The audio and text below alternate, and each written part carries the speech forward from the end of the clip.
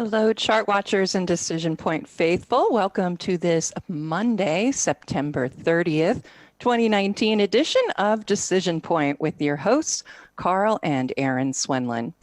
And for those of you joining us for the first time, welcome to our show. We hope that we will see you back every Monday at 5 p.m. Eastern.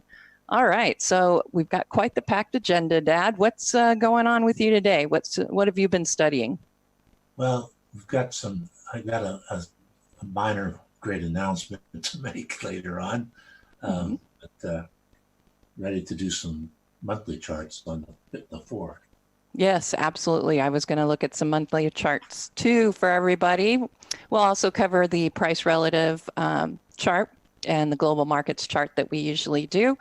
We will be doing a monthly review, as Carl said. So I'll be doing the monthly review of the broad market indexes, and then I'll give you a quick sentiment update, and then followed by a look at our DP indicators.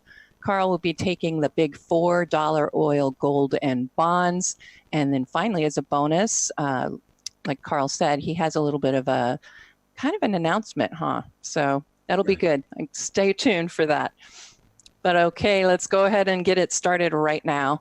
And we'll look at the Decision Point scoreboards. As you can see, we have a PMO sell signal that came in on the short term for the Nasdaq 100. It already was showing very bad momentum going on here.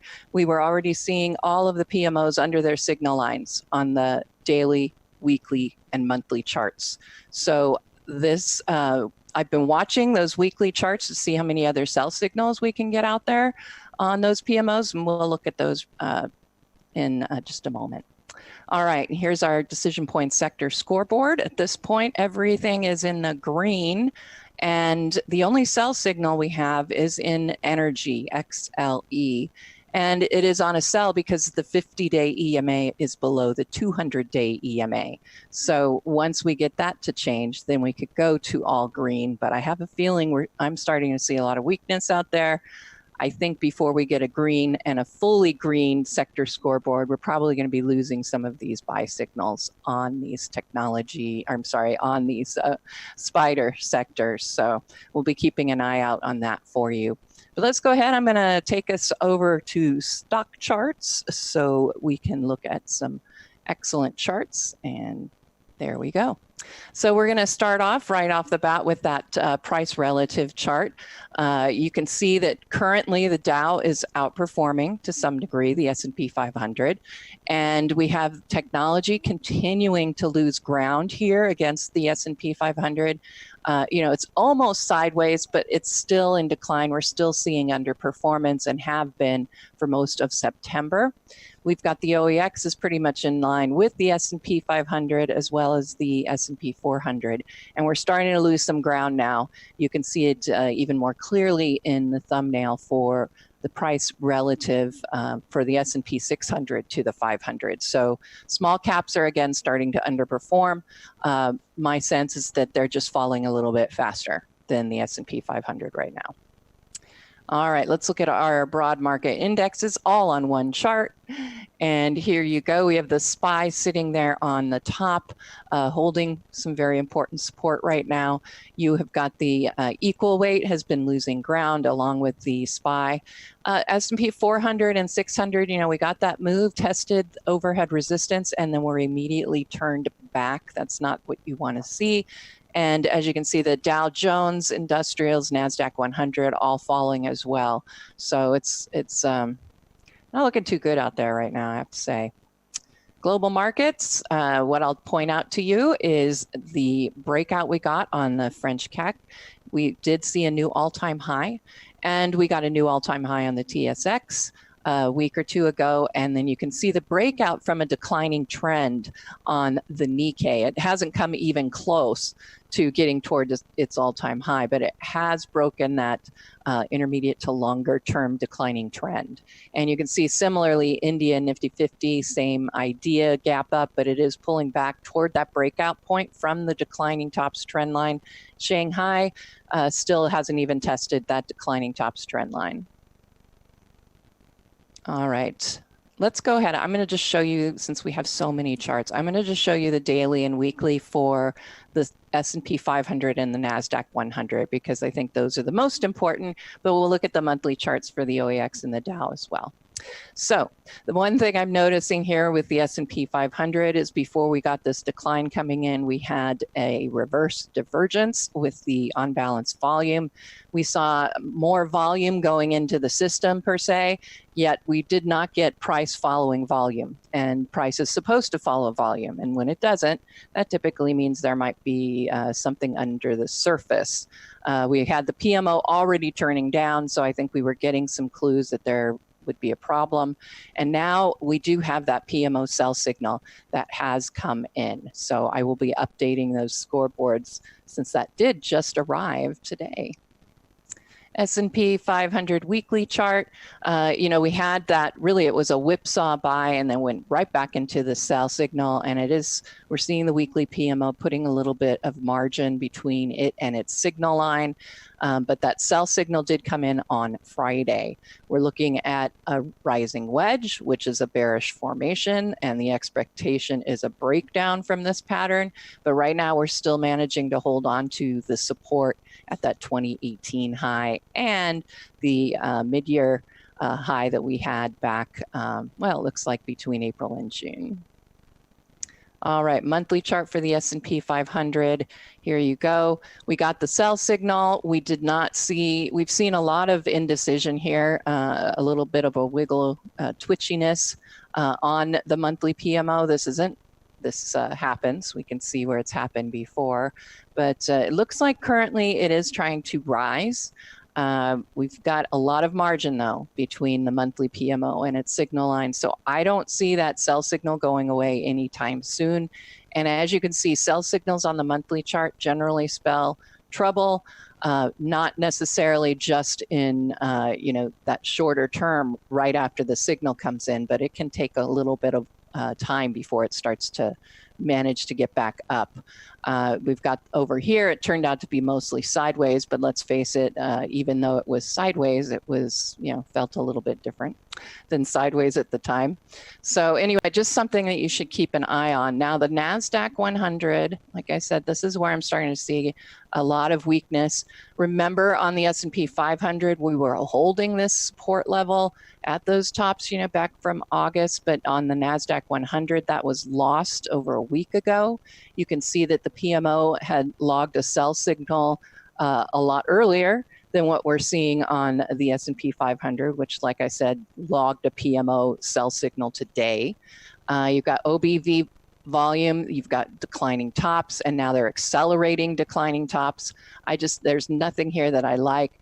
We've got some very important, if we're going to keep this rising trend, those rising bottom trend line there, we need to hold on to this support level that was that just came in on Friday. So be watching that. Weekly chart for the Nasdaq 100, still looking at rising wedges here.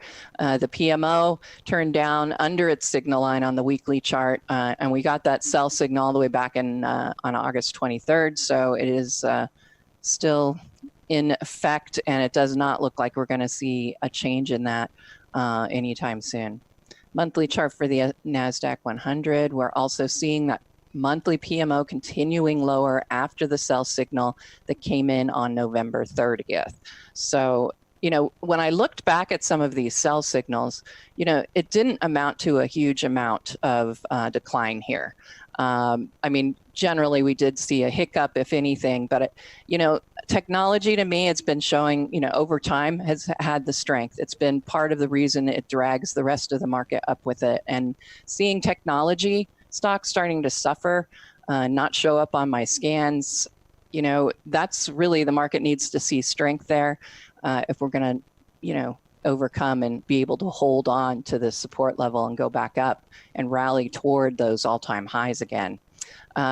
Here's the Dow. We do have that PMO sell signal not in yet, on its way. And then, of course, the declining OBV, pretty ugly. But let's skip over to the monthly chart. And there you go. still putting more margin between the PMO and the monthly PMO and its signal line. And that particular sell signal on the monthly chart, I don't have that labeled, but I'm pretty sure that that did come in October, November of last year. I will have to change, fix that so you guys can see it. All right, short-term indicators are climactic indicators. There was a little bit of good news when I looked at this chart, and that is that, we touched that lower Bollinger Band on Friday, and we are starting to see that move back up for the VIX. Typically, when you get that hit on the bottom Bollinger Band on this inverted scale, and you start seeing the VIX moving higher, but technically, of course, the reading's getting a bit lower. But when you start to see it rise here off of that lower Bollinger Band, you're usually going to see a rally accompany it. So I think that that is positive, but we haven't gotten up to the average yet. And, I would have liked to seen some more climactic activity here as far as the advancing and declining volume. And this is really, it's a little bit high, elevated, but I wouldn't call it climactic. And look at the volume. Today, yes. It was way low for an up day, so there's not a lot of confidence behind this particular day. Yep.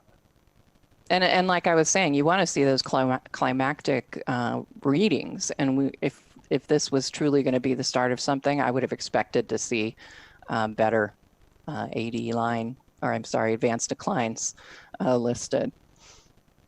Short term actually is starting to turn up as well. So I think that that is positive, of course, for the shorter term. But we have seen it fail before getting above zero or just having gotten above zero. So I'm not going to hold a lot of confidence. I'm not going to feel good about this until they both get into positive territory. And really, they're traveling, deliberately higher. I mean, they don't seem to be hesitating too much. But I would have liked. I like to see these big moves to the upside as kind of an initiation, I think, to a move. And so it's good news. They've bottomed, and are rising. But you look at the intermediate term indicators, not quite so rosy. They continue to decline after the negative crossovers and build more margin between them and their signal lines. The only thing I could say is maybe you can make a case here for a tiny bit of deceleration, but overall, this does not speak well to the intermediate term. All right, I got a few minutes, so I'll just run you through some of the sentiment indicators.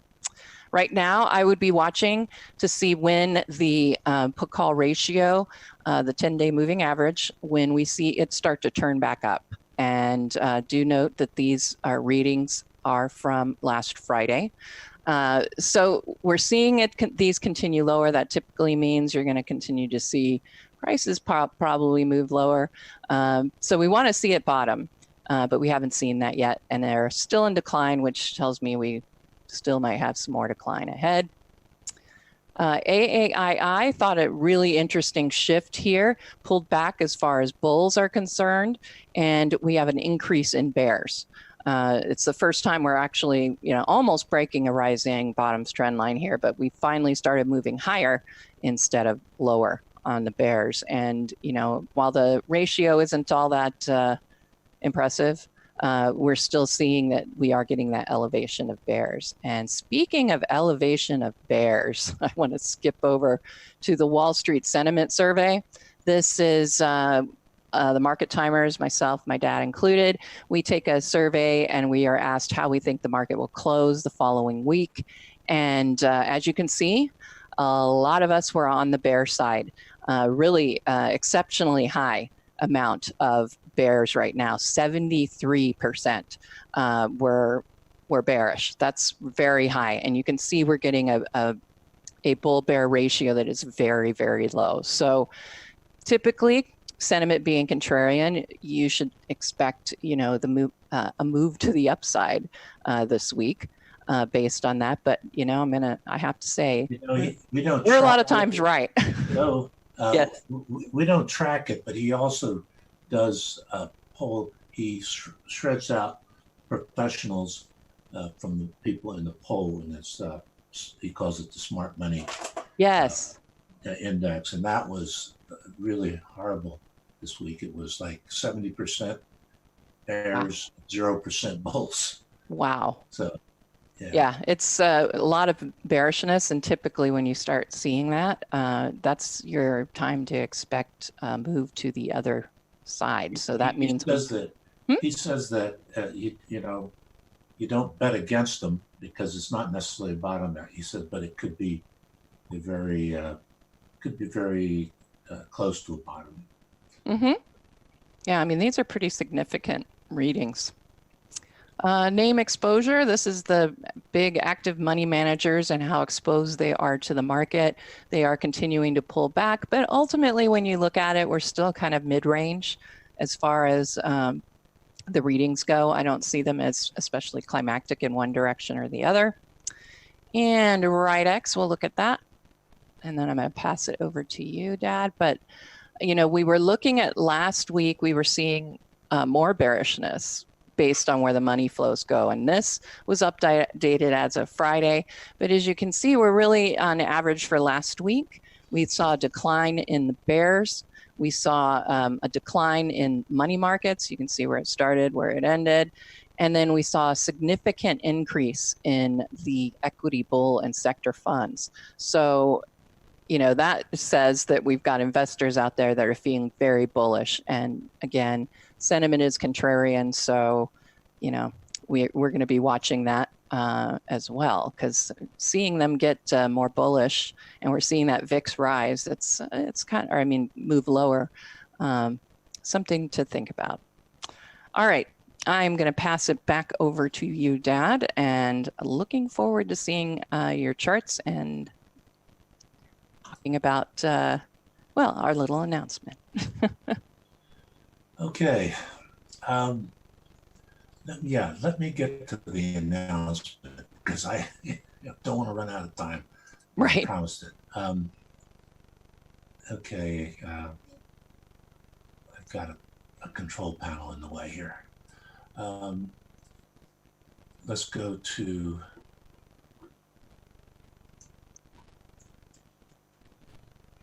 the Gold Cross Index.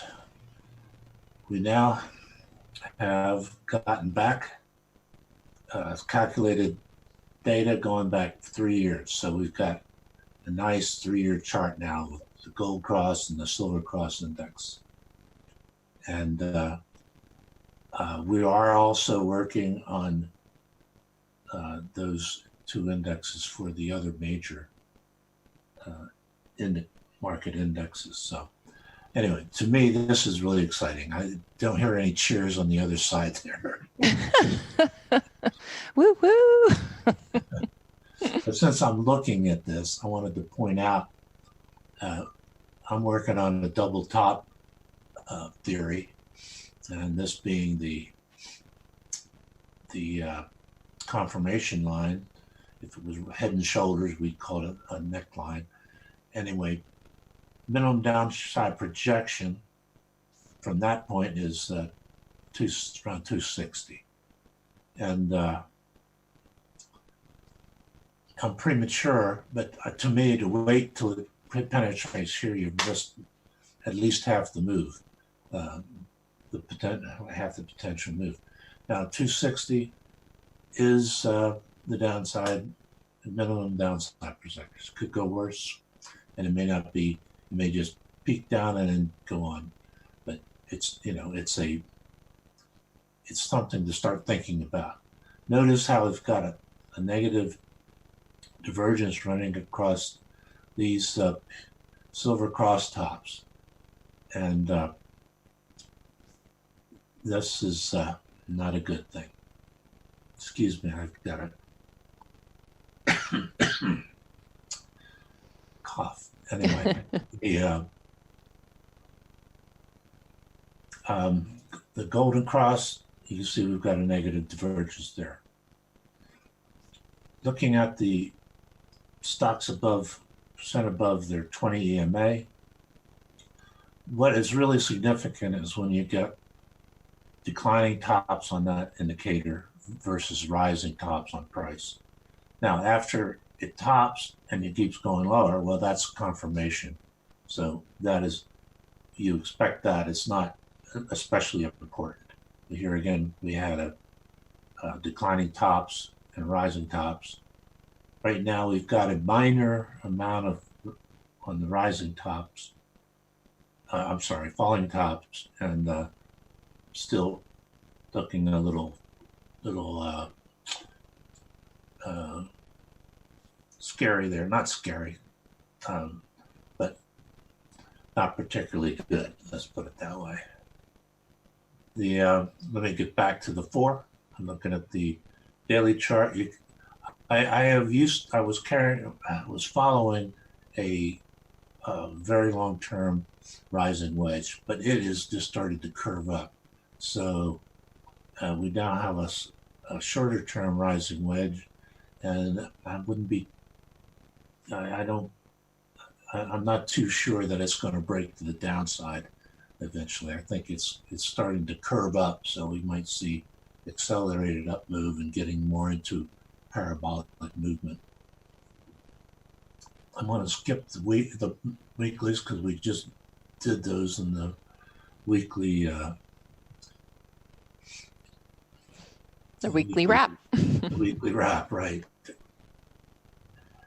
On the monthly, we've got a long-term resistance line and we're well above it. It's not decisive yet, but I wouldn't bet against it going down anytime soon.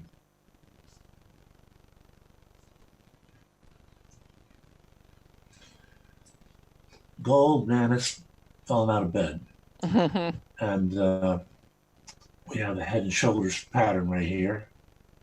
And so the minimum downside projection, I think I came up with is about, 1425, I think is what it was. Not worried about that particularly. This is where I would worry at this level. If it gets down below that, not too happy about that. But we have potential to find some support in this congestion right here too. Moving on to the monthly, I'll briefly look at the weekly. It's starting to form a handle. This is part of a large saucer formation, and they're starting to get a handle here.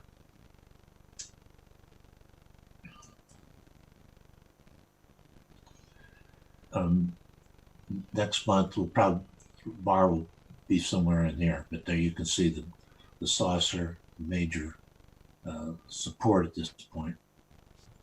I'm not in the immediate term. I'm not too optimistic about gold, but I don't think it's going to go down below this support.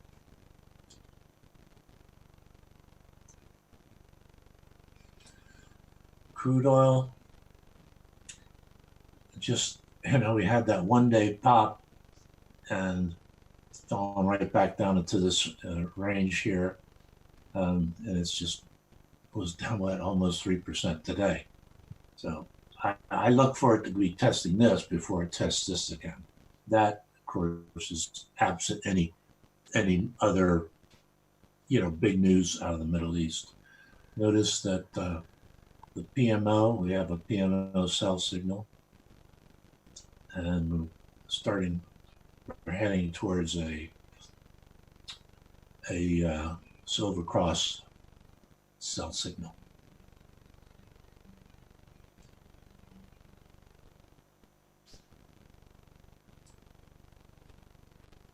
Monthly USO.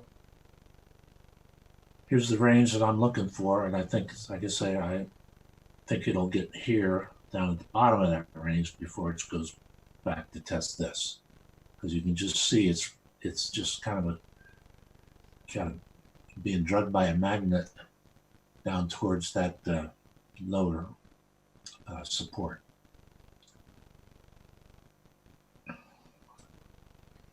Treasuries. This is this is the 20-year bond, basically. And we kind of overshot on the interest rate cuts.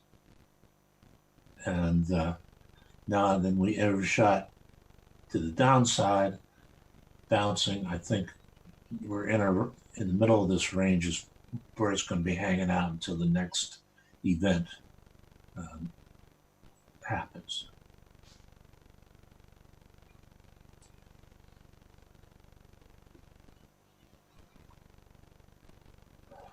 Better look at the long term here. We've got long-term support right across here, and it's pulled back towards that support. And note that we've got accelerating rising trend lines coming off this low, that bottom. And so we might be in for some parabolic action here. It's kind of starting in that direction. Who knows? I don't know what the Fed's likely to do next, but it doesn't seem that we're going to get any interest rate increases for a while.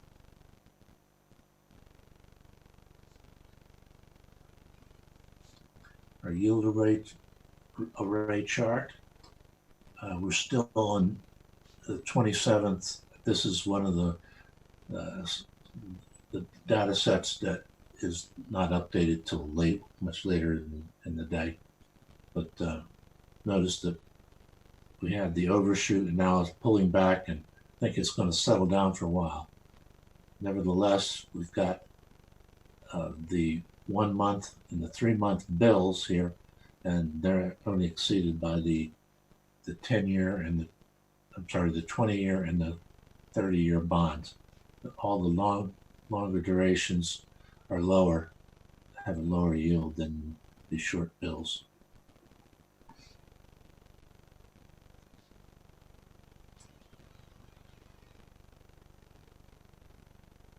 This is the one that's takes a long time to update because there's so much on it.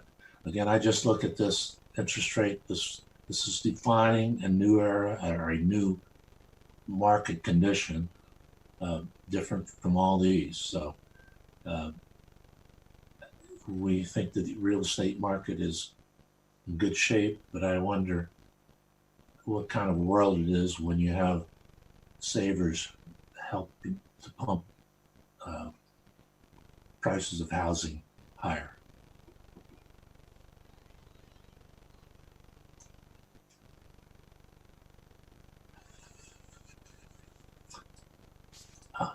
And here I had another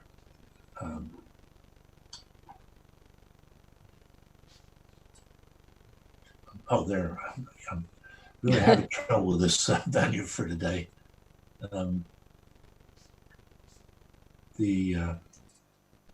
I keep a set of charts on the 11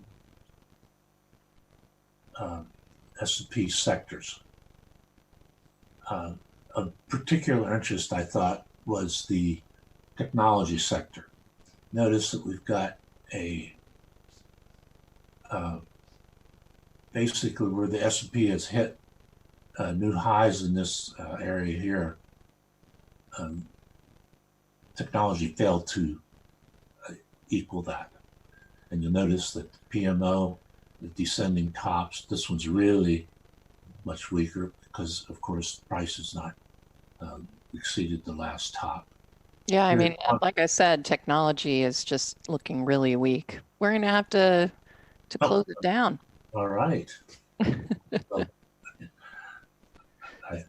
it was great to have you again here. Everybody asks me, is he going to continue doing it? And as far as I know, yes.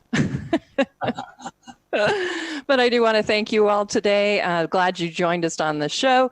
Remember, we air Mondays at 5 p.m. Eastern, and it's always going to be both of us if we can help it. So have a great day and happy trading.